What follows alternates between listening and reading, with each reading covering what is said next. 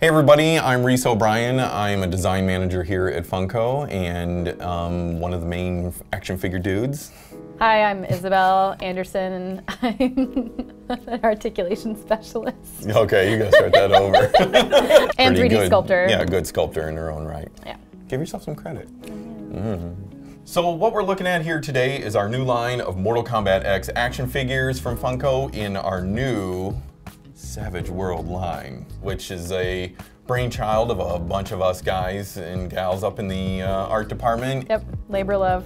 Yeah, for sure. Savage World is our homage to classic 80s fantasy figures, the likes of Masters of the Universe, or came from companies like Remco with their Warlord or Warrior Beast series, among many others, putting out these big, beefy, gnarly warrior action figures, and they were a huge hit when I was much shorter and younger and cuter. I used to play the Mortal Kombat arcade down in the arcade room. I can't talk about this stuff. Oh my god! I think I liked Katana the best because I always wanted to be a, fighter, a girl fighter. I was terrible. I was really bad. But that didn't stop you from having fun. No, I had a ton of fun. It was great. So let me guess, which one is your favorite figure? I have no idea. She's over here. Yeah. No. I knew you were gonna pick her because somebody here sculpted it. Yeah.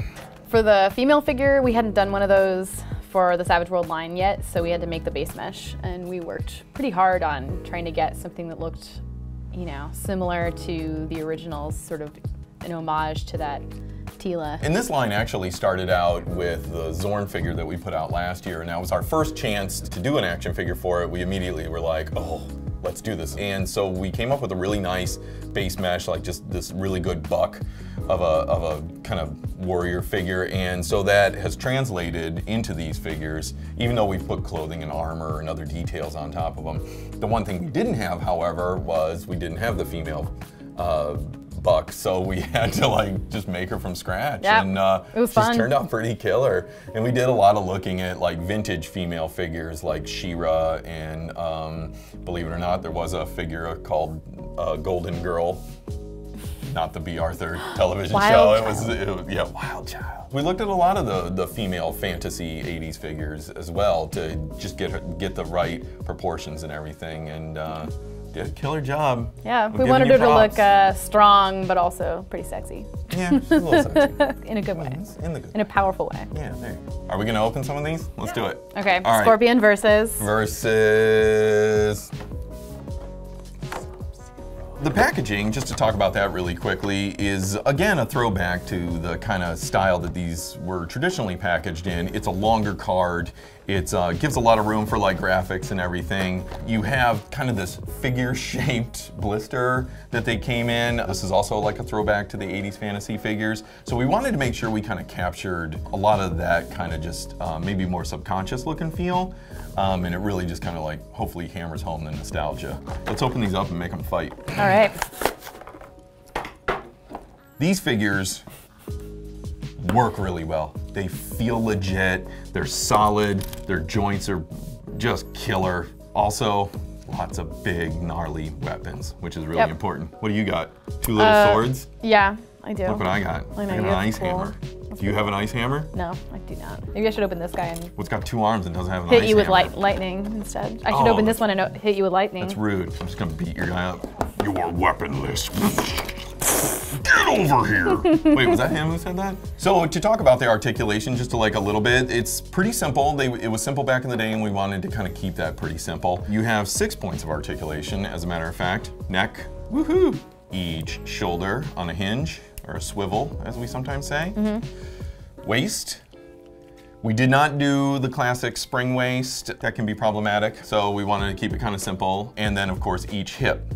Now, those of you who collected the vintage style figures, you knew back in the day, the hips were held on by this big black kind of O-ring rubber band that was on the inside. Well, that rubber breaks down over time, it kind of rots away, so that's why you can go to these vintage toy shows and find lots of figures with no legs on them. But what we ended up doing is we went with a nice kind of solid plastic ball joint system that's in there, similar to what Remco did back in the 80s. And I think we ended up with a pretty solid solution because these dudes stand well. Yeah. They're always gonna stand well, hopefully. That's the idea. That's what we're always going for. Are you still trying to put swords in his hand? Yes! I got one. Let me know when you're done. me you should do it. Here, gimme. I will fix it. Do the finger bend out, Oh. then place. Oh. Action figure expert. He looks tough now. Okay, let's pry these open so we can kind of talk about them. This is my team. Hey, I'm out. that's your team? Yeah. Oh, is that See, how you're look, gonna do he's that? beating him. I snuck up on you. Here, I want you to watch how easily I put these swords in this dude's hand. No. Bend out. Insert sword. Bend and snap. I think one of the challenges in that respect is getting pants to look floofy or like kind of voluminous without looking massive. Because we want these clothes to look like their original costumes, but we don't want them to look, you know, too giant. And here they are, all out of their packages in all their glory. I sketched these out originally on a 14-hour flight to Hong Kong, and during that trip we met with the factory and we kind of explained what we wanted to do. This is why we kind of ended up with some really killer articulation and stuff. And then I brought the designs back and we worked with the licensor and we found something nice, and then the sculpting department at that point kind of teamed up. Yeah. Like everybody really banded together. How many different sculptors did we had have working? Amanda, Claire, and Shelley working on it, and they just did an amazing job. Yeah. Just kill it. I mean, Amanda's attention to detail with this lightning that goes all the way around on this figure, and Claire, I think, did the ice weapons that just turned out so perfect. So this is one of those examples that on the inside, this is kind of a point of pride for us because this is like the truest form of a team effort when everybody bands together, but it all looks like one voice. Everybody was kind of working in harmony on this, and hopefully that shows to the collectors and it shows up, you know, shows up to people on toy shelves, you know, and pops out at them. One of the fun things we were able to do were chase variants. So that's Raiden's chase variant with the glowing arms and the lightning bolts kind of going all around him. We have flaming skullhead version of Scorpion. Hopefully he won't stab himself.